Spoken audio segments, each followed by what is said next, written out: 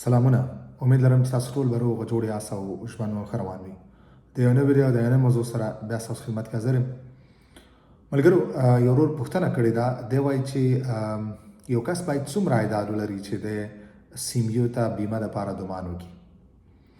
ملګرو، هر هغه کس چې د 9000 یا د 9000 نه کم د کال د عاید ولري نو دی کولی شي چې سیمیو یا بیمه دپاره ډومان وکړي. هغه کس چې د کال تنخواه د کال عایدات د 9000 یا د 9000 نه کمی 5000 8000 شپږزره نو دی کولی شي چې د سیمیو بیمه دپاره ډومان وکړي. که چېرې دې نه زیات نو دی نشي کولی چې د سیمیو دپاره ډومان وکړي، سیمیو بیمه دپاره ډومان وکړي او هغه واخلي. نو 9000 چې کوم دی دا هغه لیمټ دی. که چېرې د دې نه کمی 9000 یا د 9000 نه کمی نو تاسو کولی شئ سیمیو ته ډومان وکړئ.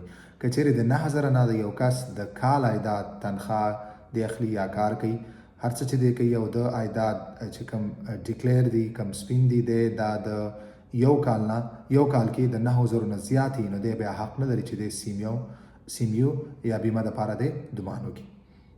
که چېرې د 9000 نه زیات نو دی بیا مچول دپاره ډومان کوي، مچول به اخلي.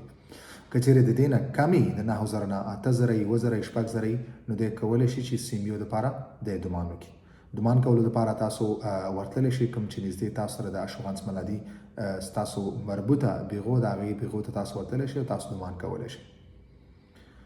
نو که کوم ملګری پوښتنه لري تاسو خپله پوښتنه دلته په یوټیوب چینل باندې کمنټس کې پرېښودلی شئ. انشاءالله په خپل وخت به زه ستاسو پوښتنې تاسو ته جواب درکوم. ویډیو همدومره وه. په مخه